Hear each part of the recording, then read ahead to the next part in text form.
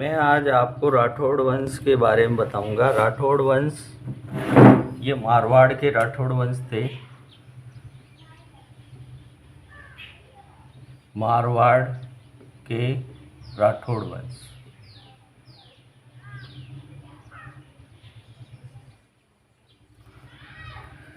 इसके संस्थापक कौन थे? संस्थापक राव सिया। राव सिया ने राठौड़ वंश की स्थापना की। इनकी आरंभिक राजधानी मंडोर थी। ये मंडोर वही है जहाँ मंदोत्री का गांव होने के कारण रावण का संबंध मंडोर से रहा है और यहाँ के ब्राह्मण तब रावण का पुतला कभी नहीं जलाते।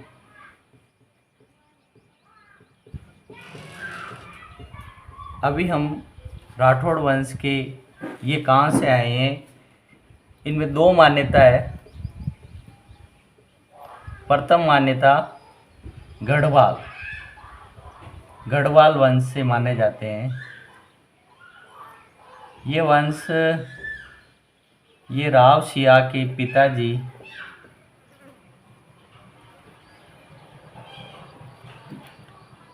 सेतराम की संतान थी और माँ पार्वती इनके भतीजा जयचंद, जिसे भारतीय इतिहास में एक गाली के रूप में माना जाता है, क्योंकि कई लोगों का कहना है कि कन्नौज के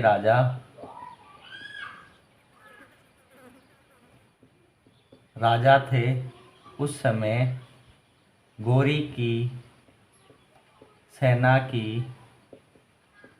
मदद की थी, जिसमें पृथ्वीराज की हार हुई थी।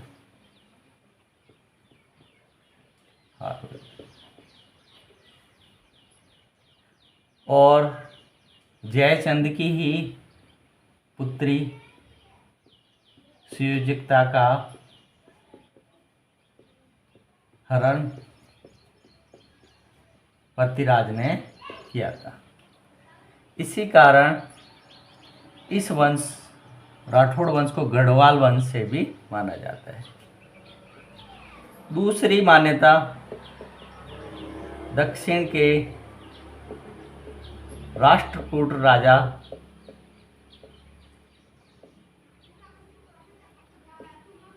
राजा के वंशज, जिसके कारण ये जोधपुर के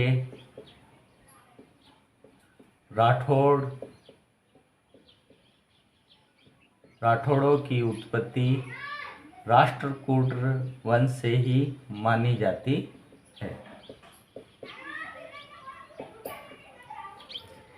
इस प्रकार ये मारवाड़ के राठौड़ वंश में दो मान्यता प्रचलित है। अभी आगे हम राव सिवा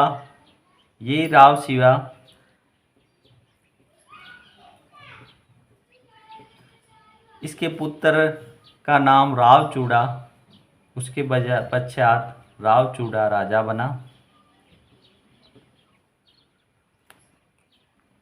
इसने राज्य का बागडोर संभाली और राठौड़ वंश की ख्याति चारों ओर फैलाई।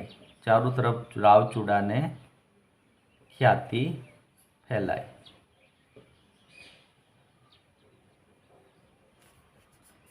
रावचूड़ा के इसका पुत्र था रणमल।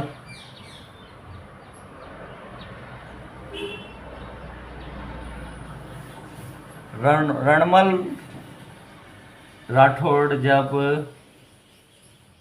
इसकी बहन थी हंसाबाई का विवाह जब मेवाड़ के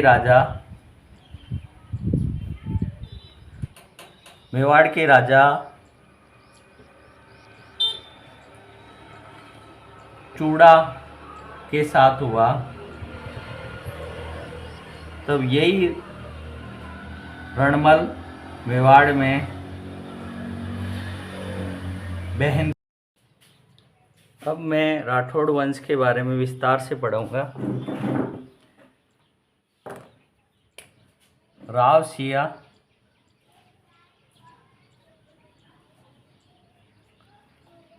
सिया के पुत्र सिया ने राठौड़ वंश का शासन बागडोर संभाली। फिर उसके पश्चात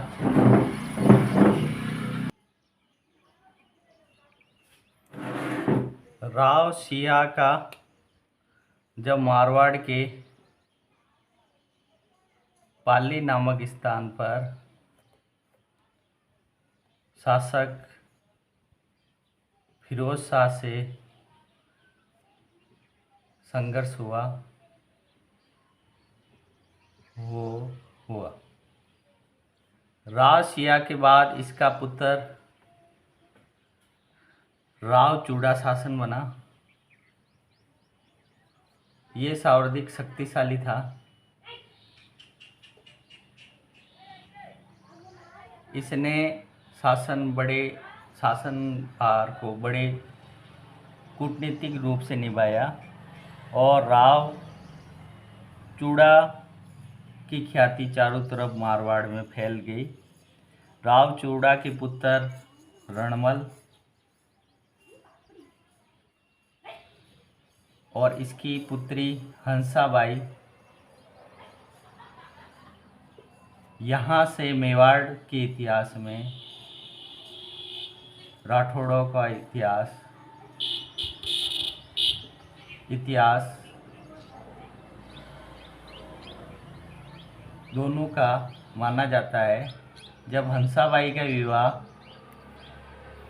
लाखा के साथ हुआ, ये लाखा मेवाड़ का राजा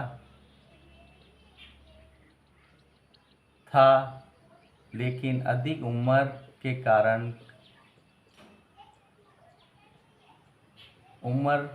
कारण वह हंसी और रोचक घटना मेवाड़ की हुई और यहाँ का कुंवर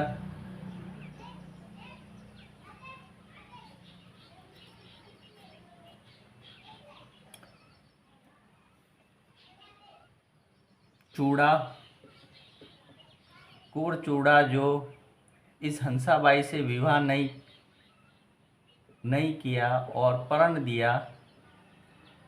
वचन दिया कि जो भी संतान लाखा की हंसाबाई से होगी वह ही मेवाड़ का राजा बनेगा और ये चूड़ा तो केवल मेवाड़ की रक्षा करेगा और सेवा करेगा। इसी घटना के कारण इतिहासकार चूड़ा को मेवाड़ का भीष्म पितामह भी कहते हैं।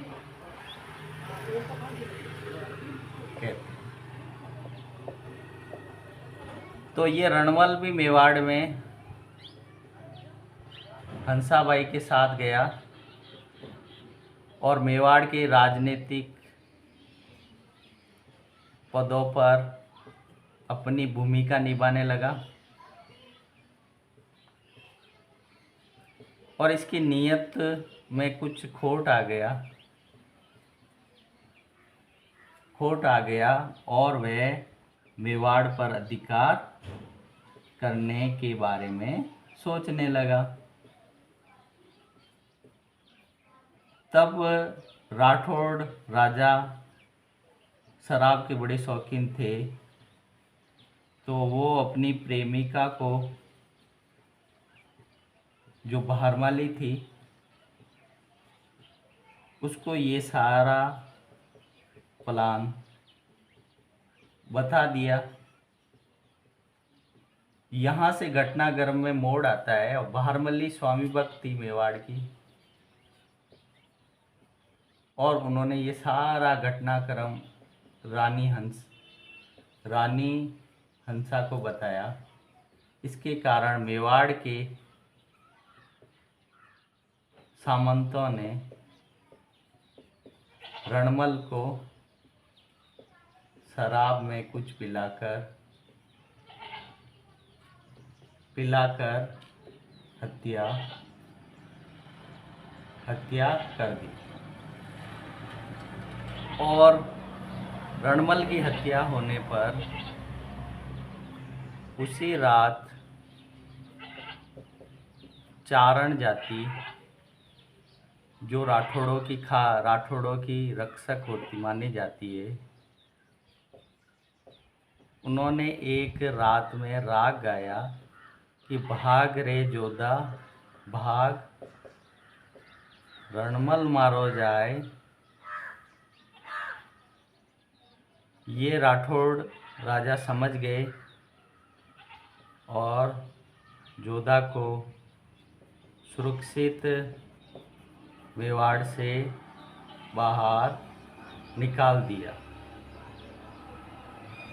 इस प्रकार राव जोधा ने 1459 में जोधपुर नगर की स्थापना की और उन्होंने चिड़ियाटुक पहाड़ी पर मेहरानगढ़ दुर्ग की नींव रखी और राठौड़ों का एक स्वर्णिम इतिहास प्रारंभ किया। इस प्रकार राठौड़ व मेवाड़ के बीच में संघर्ष जारी रहा। इसी संघर्ष में यह हंसाबाई समझौता कराती है। इस समझौते में मुख्य बात ये रही कि अपनी पुत्र राव जोधा, इसकी पुत्री का जो संगार देवी था,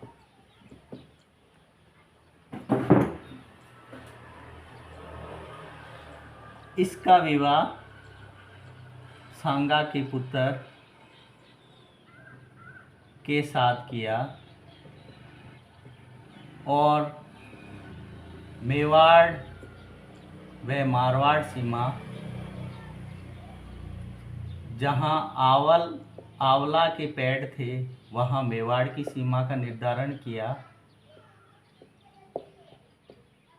और जहां पर बावल यानी बम्बूल के पेड़ थे, वहां मारवाड़ की सीमा का निर्धारण किया।